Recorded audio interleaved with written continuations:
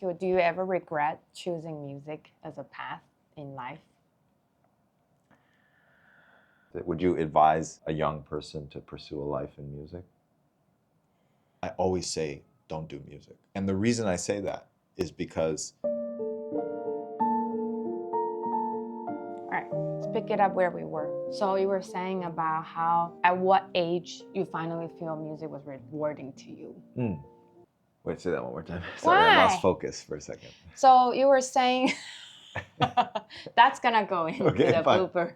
Yeah, I think that around the age of 12 or 13, that was the first time that I felt rewarded by the process of practicing and playing and getting better. Because that's around the first time that I remember in my life being able to have a practice session that I was actually motivated to have, and during which I could set goals for myself that would then potentially be accomplished. So there was a sense of agency and control over the practice sessions, which I didn't have when I was younger because it felt like I was just going through and waiting for my teacher to give me more feedback at the next lesson. Sorry, I lost focus as well. I wasn't really listening closely. Also, the penguin was in the back. I wanted to move it. Okay, there we go. Okay.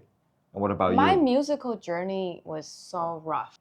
Because to me, growing up in Taiwan, I only feel rewarding when I win something. Win a competition, you know, or getting to a school, whatever. So when I enter NEC, I tried to do a lot of competitions when I was at school. I failed on a lot of competitions. And I was also struggling to find a path in musical journey. There's one year that I took gap year, where I was really trying to find what would be something I want to pursue in the future, you know. And I was trying to do, should I do solo career? Should I do chamber music? Should I do orchestra? And actually, truth to be told, orchestra was never a path for me when I was a young musician. I didn't know my passion would be in playing the orchestra, you know, until you actually mentioned this to me. Remember when I was at Juilliard, you said that one day I came back and then I was talking about how David Geffen Hall was very inspiring to me. And you told me that when I was describing the story, there is fire in my eyes. Remember that? Yeah. Yeah, and then I realized, oh, actually, maybe I like playing the orchestra, feeling of making music together with my colleagues. That's something that I found it the most rewarding. Right. I'm also not a person who likes to travel too much. Eventually, you feel like you found a place in the music world that suits you and that feels artistically satisfying on enough levels. Yeah, enough level. Yeah, I mean, I feel like nothing is perfect, but yeah, it has to be satisfying enough. Right. Well, what about you? I mean, on the contrary, you constantly win a lot of competitions growing up. Did you feel rewarding as well? What is your goal right now after you already won the biggest competition in life? There's no other competition for you to do. What was that like to you? Yeah, well, I think that for a large part of my life as a cellist, especially when I was a teenager, like doing those competitions was the biggest thing that was driving me. And actually, I remember being asked by someone, this must have been around 2021 or 2022, after the pandemic and also after I had won the Tchaikovsky competition, someone asked me like, well, what are your dreams? And it felt like a difficult question for me to answer at that time, because I think my dreams had always been about, up until that point, you know, and I think it has something to do, of course, with the way that you develop your relationship with your instrument in your childhood. But my dreams had always been about achievement and about recognition. And so as I've had a career doing different things, I've had to really reflect on what brings me value as a musician. And now it's, I think, a very different thing than it was 5 or 6 years ago. You know, the pandemic had a lot to do with that, because it was a big crisis moment for everyone. And it made everyone really question what was important to them. Right, yeah. I think that one element that is really true about being a musician, especially someone who starts young, you know, because most of us who are in the professional world started at quite a young age, just because you sort of have to be in that position in order to get up to the highest level. But as a result, you develop your relationship with the instrument and what it means to practice, what it means to perform, what it means to spend time with the instrument, what it means to get feedback, all these different elements of being a musician. You develop them at a very impressionable age, at a young age where it's possible that you have unhealthy relationships with these things. You know, either you're too obsessed or you're too worried about what someone else thinks. And then it can be very painful, like as you grow up, to figure out that these things are in fact kind of sometimes almost like poisoned. You know, these elements of your life. I feel you. Yeah. And you have to sort of purify them through your own journey, you know, in your own reflection, and come to a different relationship with them. Yeah, I think that I resonate with that a lot, because I think at some point when especially during the college year, going through masters, before I got a job, you know, at New York Philharmonic, I always associate myself, if I'm worthy enough to be who I am, without being able to achieve at the highest level as a musician. Yeah. I associate that together. Yeah, of course. Your self-worth is connected to your ability as a player. And I realized that was very unhealthy. Yeah. And I still believe that a lot of people have that relationship. Of course. Yeah. Well, let me ask you, do you ever regret choosing music as a path in life? Well, I think that by the time you feel like you're in a position to regret something like becoming a musician, there's already been so much of your life that has been devoted to music and to playing. So even though you might have thoughts occasionally like, well, what if life had been different this way? When you think about it, you still end up being grateful, because there were definitely less interesting things to do, and music is really an endlessly fascinating art form. Well, let me ask you this question instead. Who will you be if you're not a musician? I feel like I never had the chance to answer that question. Really? You know, many people, they go to college and they don't know yet what they want to do. Maybe they're studying liberal arts or some general subject, and then they become really passionate about something at that age.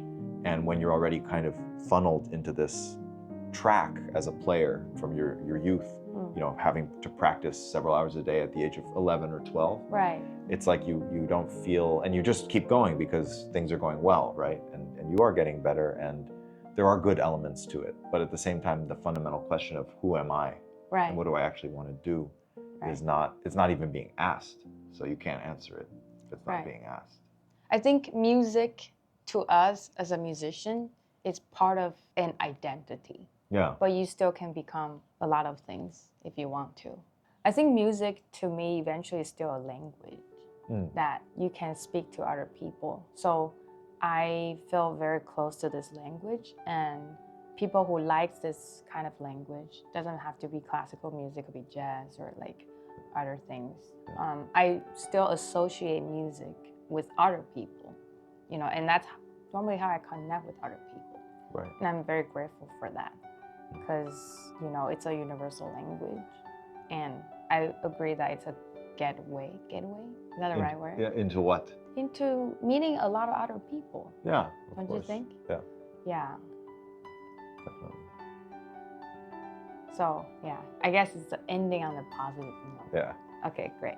So do you think that becoming a musician is worth it? A professional musician is worth it? Would you advise a young person to pursue a life in music?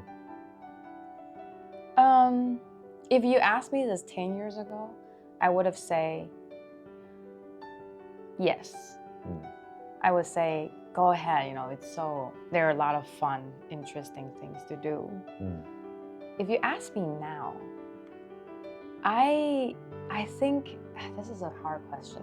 I personally got so much out of it from being a musician, especially working at New York Phil, you know, at the highest level in the country. So I got to meet a lot of different, interesting, different kinds of people in this industry, and people really admire this orchestra as well. So I personally feel very lucky that I have access to it, you know. So, but I had a lot of fun when I was like a student, and I was believing that this is the path I want to do. But then right now, I'm actually seeing so many other potentials of myself. Like I even think about, oh, if I'm not a musician, I might be an entrepreneur. I realize I have this creative outlet that's waiting to be connected. That's why I'm doing YouTube videos, you know. And I think music's still a language that I'm using through this YouTube channel, you know. So everything's still connected together. Right. Does that make sense? Yeah, of course. Yeah. So. That's That's great. Anyway, all right, I think that's it. Okay. I think we can end on this note. Great. Whether you like this video or not, please comment and share your thoughts with us in the section below. If you want to watch more of us talking about this kind of serious topic, please also let us know. Yeah. All right. Thank you so much for watching, and I'll see you next time. Bye. What is one other thing you want to share? There's one other thing that I could share, which is that sometimes people ask me, especially people in high school, ask me if they're very serious about academics or music, and they're trying to decide whether they want to become a musician, whether they're really passionate enough. They ask, well, what should I do? I always say, don't do music. And the reason I say that is because if they listen to me and they go do something else, they'll probably have a great life. They can always love music and be an audience member and listen. And if they don't listen to me and become a musician, then that means that they were really meant to be a musician, because no one telling them you can't do it, you shouldn't do it, would stop them. So it was really their destiny to be a musician. Oh, so you're telling me that a principle that is that if somebody tells you to not become something, but you still wanted to do it, that means it's your destiny. Don't you think there's a human being side of like, oh, if you tell me don't be this, I want to be that? Well, that whatever, if that drives them, then that means it's also their destiny. That's the way I see it. In Asia, a lot of parents use this like reverse psychology. So, oh yeah, I don't believe that you can be a musician. And so this person ended up becoming a musician. Or like, I don't believe you'll be a doctor. Yeah. You know? You know, I remember that I had a friend who was a very talented violinist, and they eventually left music and went into another field. And I was having a conversation with them while they were making this decision. And they said something very interesting. They said, if I quit violin, because they were violinists, they said, if I quit violin, it's not a loss to the world. But if you quit cello. They did say that to me. They said, if you were to quit cello, it would be a loss to the world. I agree. Yeah.